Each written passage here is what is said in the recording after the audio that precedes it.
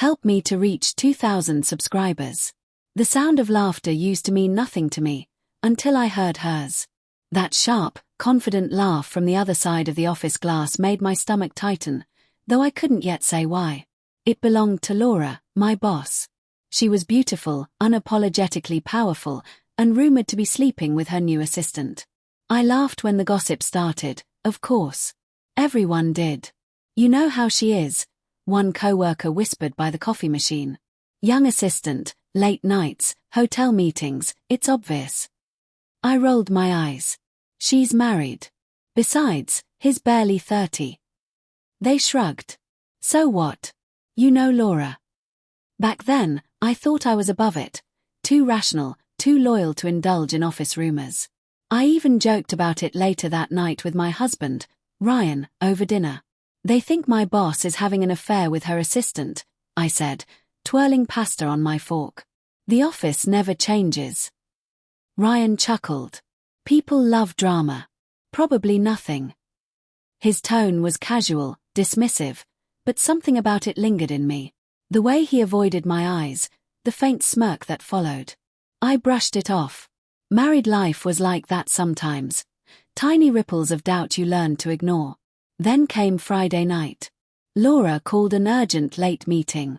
I didn't mind staying. I liked feeling needed. But when she left her phone on her desk to grab something from the printer, it buzzed. Once. Twice. Then 3 times. The screen lit up with a name. Ryan Redheart Hash. At first, I froze. My husband's name. My husband's contact photo. My husband's heart emoji. For a moment, my brain refused to connect the pieces. Ryan was a common name, right?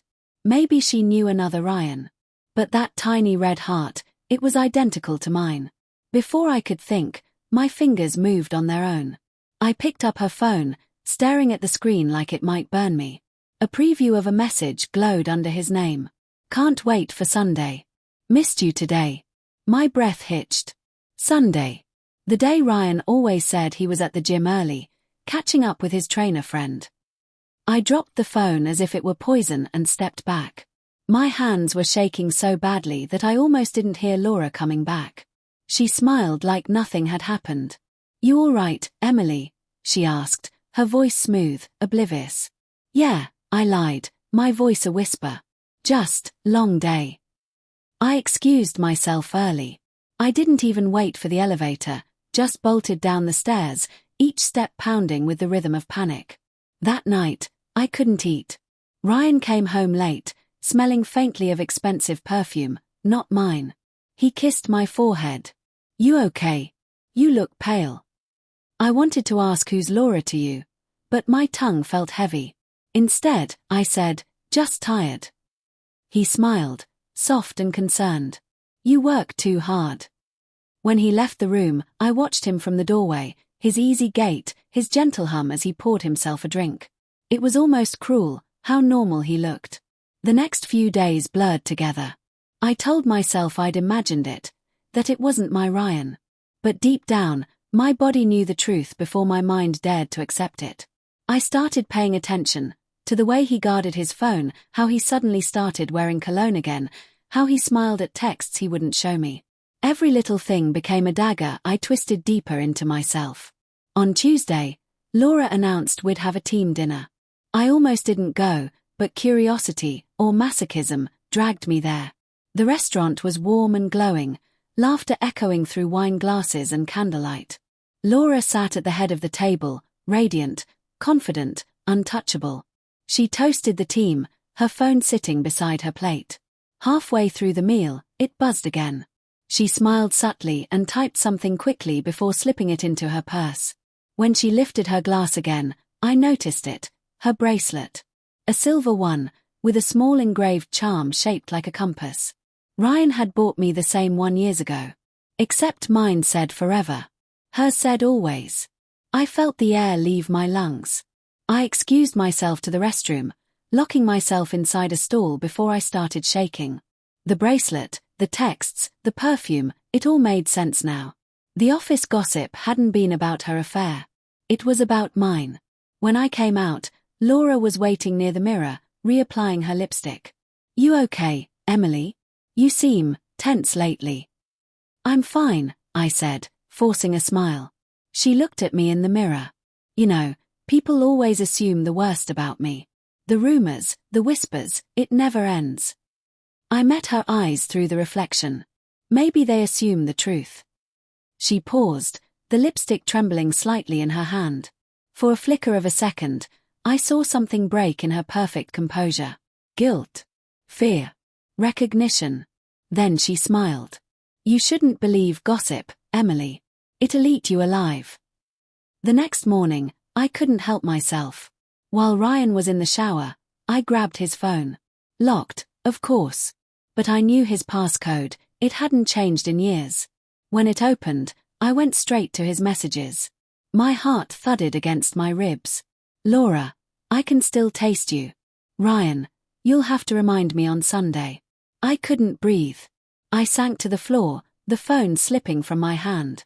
The water stopped, and Ryan's voice called out, Babe? You up? I shoved the phone under the bed. My voice cracked. Yeah, just getting dressed. He came out smiling, towel around his waist. He kissed me lightly. I didn't move. That night, I told him I was working late and checked into a hotel instead. I needed silence. I needed to decide whether to burn everything or walk away quietly. I stared at my reflection for hours, trying to find the woman I used to be, the one who believed in him, in marriage, in loyalty. She was gone. By morning, I had a plan.